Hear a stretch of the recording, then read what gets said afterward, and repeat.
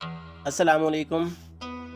ہجرت کے 8ویں سال رمضان المبارک کے مہینے میں آسمان و زمین نے ایک ایسی فتح کا منظر دیکھا کہ جس کی مثال نہیں ملتی۔ اس فتح کا پس منظر اور سبب کیا تھا اور نتائج کیا رونما ہوئے، اس کا خلاصہ ہمارا آج کا موضوع ہے۔ رسول کریم کی بعثت اور اعلان نبوت کے ساتھ ہی مکہ مکرمہ کے وہ لوگ جو آپ کو صادق و امین، شریف، محترم، قابل فخر اور عزت و کرامت کے ہر لقب کا اہل جانتے تھے، یک لخت آپ کے مخالف ہو گئے۔ انہیں دین اسلام کے پیغام پر عمل پیرا ہونے میں اپنی سرداریاں کھو جانے کا ڈر ہوا۔ انہیں یہ معلوم نہ تھا کہ اگر آج رسول خدا کی پکار پر لبیک کہہ دیں تو 14 صدیاں بعد تو کیا، قیامت تک صحابی رسول کے عظیم لقب سے جانے جائیں گے۔ ہر کلمہ گو انہیں رضی اللہ کہہ کر یاد کرے گا۔ باہر کیف یہ ان کے نصیب میں ہی نہیں تھا، جن کے مقدر میں تھا انہوں نے لبیک کہا۔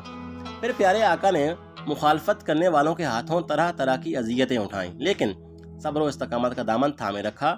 جب کفار مکہ کا ظلم و ستم ساری حدیں پار کر گیا اور اللہ کریم نے بھی اجازت دے دی تو مسلمان مکہ مکرمہ سے مدینہ ہجرت کر گئے تاکہ آزادی کے ساتھ اپنے رب کریم کی عبادت کریں۔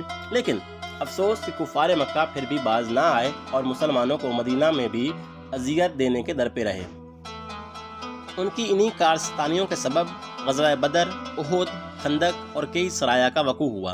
وقت گزرتے گزرتے ہجرت کا 6واں سال آ گیا۔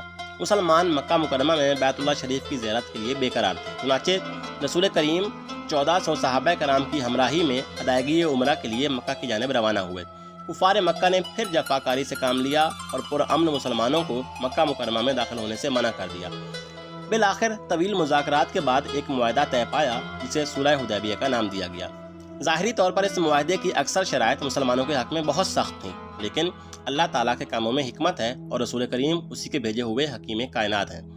آپ نے سب شرائط منظور فرما لیں۔ ان شرائط میں یہ بھی تھا کہ فریقین 10 سال تک جنگ موقوف رکھیں گے۔ اس کے ساتھ ساتھ معاہدے میں ایک بات یہ طے پائی کہ عرب کے دیگر قبائل کو یہ اختیار ہوگا کہ وہ دونوں فریقوں میں سے جس کے ساتھ چاہیں باہمی امداد کا معاہدہ کر لیں۔ عرب کے دو قبیلے خزاعہ اور بنو بکر آپس میں دشمن تھے اور ان میں بہت عرصے سے لڑائیاں جاری تھیں۔ صلح حدیبیہ کے بعد قبیلہ خزاعہ مسلمانوں کا دوست بن گیا اور بنو بکر نامی قبیلے نے قریش کے ساتھ اتحاد کر لیا۔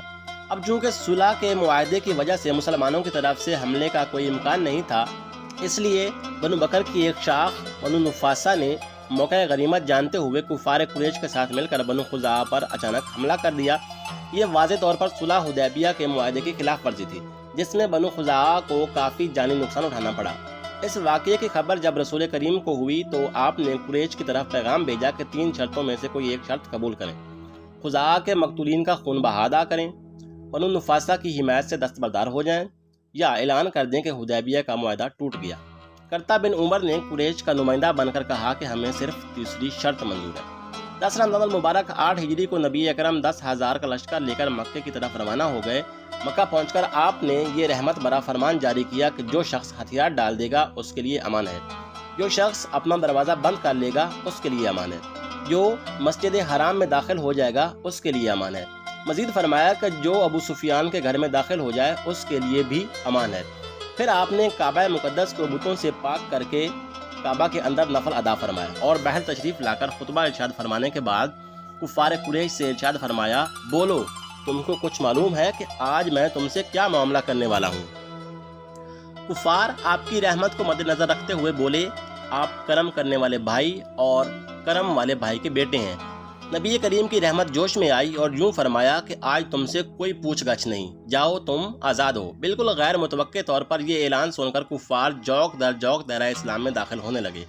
اس عام معافی کا کفار کے دلوں پر بہت اچھا اثر پڑا اور وہ آ کر آپ صلی اللہ علیہ وسلم کے ہاتھوں پر اسلام کی بیعت کرنے لگے۔ فتح مکہ کے روز 2000 افراد ایمان لائے۔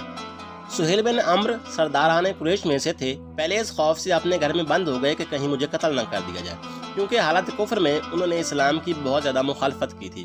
انہوں نے اپنے بیٹے جو مسلمان تھے ان کے ہاتھ سرکار دو عالم کی بارگاہ میں امان کا پیغام بھیجا تو آقا کریم نے انہیں امان عطا فرما دی اور اس کے بعد وہ ایمان لے آئے۔